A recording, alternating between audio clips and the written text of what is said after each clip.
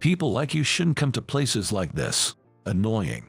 The quality of the food drops with you around. By the way, can you even afford this? Waiter, watch out for this guy. He's super broke. It was my mother's 60th birthday celebration. She had always raised me single-handedly. To celebrate, I had saved up and brought her to this Italian restaurant. I heard mocking laughter at me. My vision went dark with anger. My name is Mike. We were always struggling financially, so my mom was working tirelessly every day. The reason? My parents had divorced. Turns out, my dad had an affair. Though we received alimony and child support, life was still tough. I made do with what I had, always being frugal and trying to prolong the lifespan of my belongings. Once I hit middle school, I didn't join any clubs to save money and headed straight home after school. You're so dirty. You just reek of poverty. One day, as I was about to head home, I heard loud laughter near the girls' bathroom. That voice sounded familiar. It was Catherine from my class. Catherine was mean and would always taunt me about being poor. I took a quick peek and saw a girl surrounded by a few others, head hung low. It was Amy. I called her by her first name since she didn't like to be referred to by her last name due to her single-parent household. Don't come to school, you'll spread germs. Amy's situation seemed even worse than mine. Her shoes and uniform were worn out. Catherine and her gang were ridiculing her for it. Feeling as if they were mocking me too, the next thing I knew, I was standing between Catherine and Amy. So what if we're poor? None of you earn your own money anyway. Catherine kept rambling, but most of her arguments were weak, and I could easily counter them. Ooh, remember this. With a huff, Catherine and her gang left. I've totally been spotted. When I was thinking that casually, thank you for helping me. Amy said that to me, so I had no regrets. From that day, Amy and I became close friends. The bullying from Catherine wasn't as bad when we were together. We'd often hang out and even walk home together. As time went on, I started having feelings for Amy, but... What? You're transferring schools? Yes, Amy said simply, and transferred out. It was close to graduation, and I figured she must have had her reasons. Since it happened so suddenly, I didn't even get her contact details. My first love ended without a confession. A few months later, I was working in a clothing company while attending an online high school. I really wanted to start working after middle school, but you should at least get your high school diploma. My mom told me that, so she had me attend high school. Of course, I paid my school fees with the money I earned. All to make my mom's life a bit easier. Then, just before graduating, good news came. I'm being made a full-time employee. Incredibly, I've been chosen to work as a full-time employee at the clothing company where I've been employed. They said it's due to my strong work ethic, positive feedback from customers, and a recommendation from the store manager. I couldn't thank the manager enough. For a high school graduate like me to make it to the corporate office of a clothing company, I was over the moon. Of course, with my educational background, climbing the corporate ladder seems unlikely. But that's okay. Becoming a full-time employee means a pay raise, and I can make life easier for my mom. A few months later, just as I started getting the hang of my job, I was told to greet an important business partner visiting our corporate office. They were someone I absolutely couldn't afford to upset. I needed to be on my best behavior. Determined, I entered the reception room. There, in a sharp suit, sat a stern-looking woman. My heart sank when I saw her face. It was Catherine. Yes, the same Catherine who used to bully Amy and me. What are you doing here, Mike? Seeing me, Catherine laughed mockingly, much like she used to. In school, where things were more or less on equal footing, I could have talked back. But this was a professional setting, and she was an important business partner.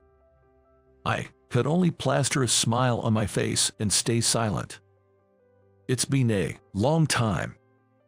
From rags to corporate, huh? Who did you know to get here?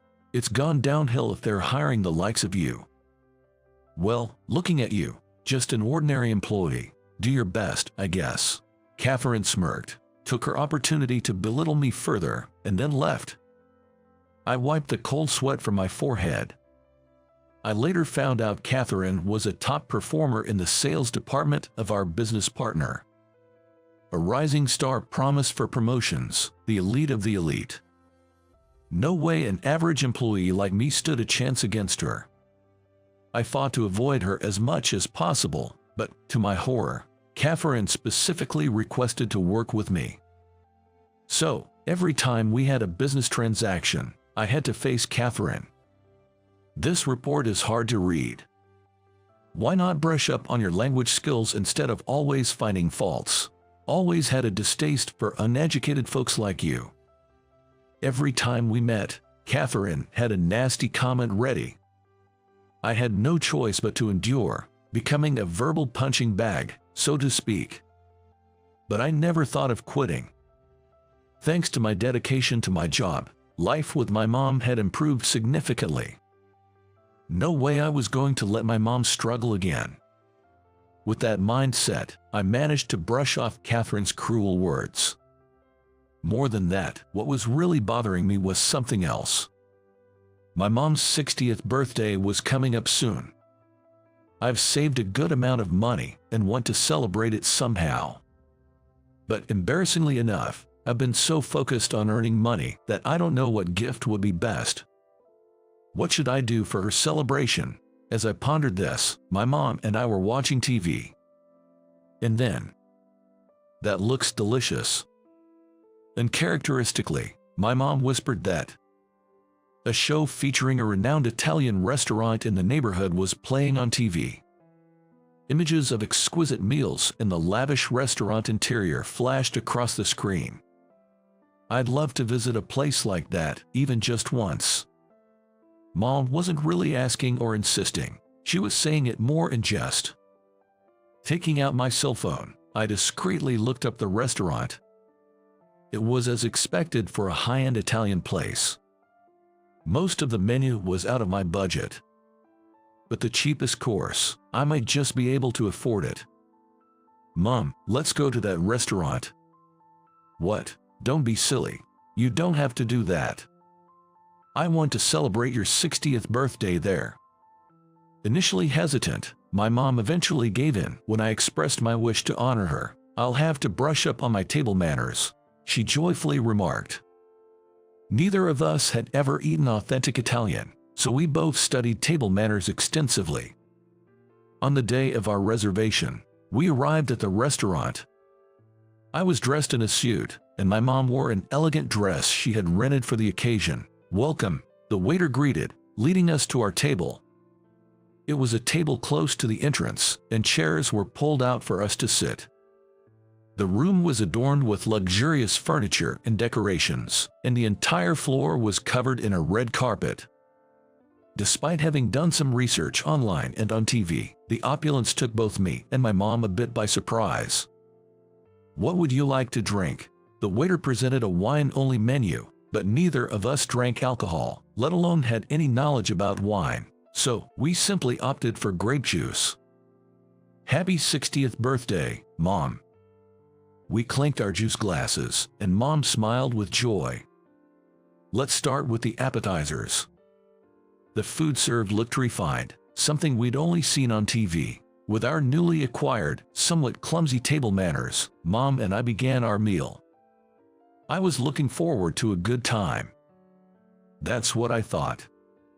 But reality isn't always so sweet. "Oh, what are poor people doing here?" Suddenly, a familiar voice came from behind me. "Why here, of all places?" was what I wanted to ask. I turned around to find Catherine. She was accompanied by a few colleagues. Probably on a business outing.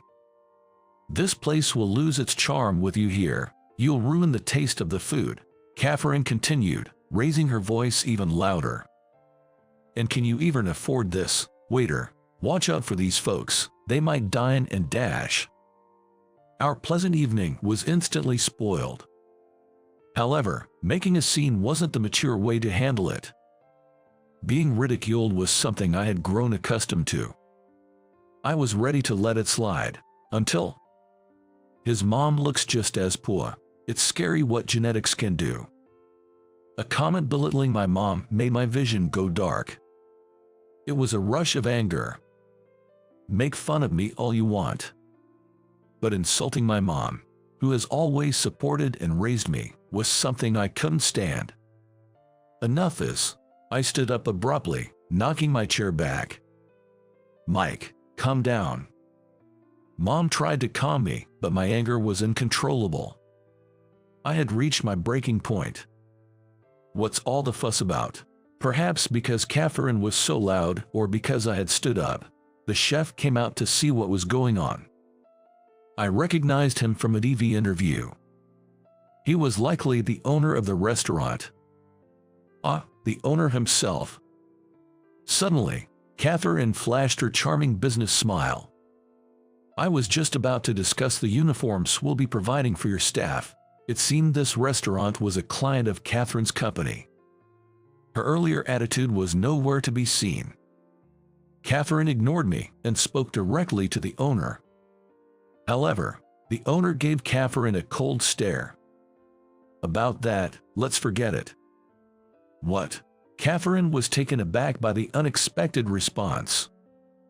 The owner spoke with a mix of coldness and anger. You see, my daughter was bullied by you in the past, but she didn't want to mix personal matters with business. I respected her wishes, yet you were rude even to the person who had helped her. I don't want to do business with someone like you. The owner motioned to the waiter, who began to escort Catherine out. Wait a minute, there must be some mistake. This has to be a joke. Catherine, her face pale, tried to rush towards the owner, but the waiter quickly restrained her and assured her outside. Those waiters, they looked like gentlemen, but they seemed to be used to handling these kinds of situations with customers. But then again, I don't know the owner personally. What does he mean by savior of his daughter? As I stood there dumbfounded, a woman who clearly looked like she was in charge of the floor approached me. It's been a while, Mike. For some reason, she knew my name. She gave me a smile, but I had no idea who she was. I'm sorry, but you don't remember. It's me, Amy. We were in middle school together. Realization dawned. It was Amy, my first love from school. Actually, my parents got remarried, so I had to transfer schools. The man she referred to as her father was the owner. Now, Amy was supporting the restaurant as the head of the floor staff. When Catherine came for a meeting, I recognized her, but I didn't want to interfere with the business. Seeing her be so rude to you, though, I couldn't let it go.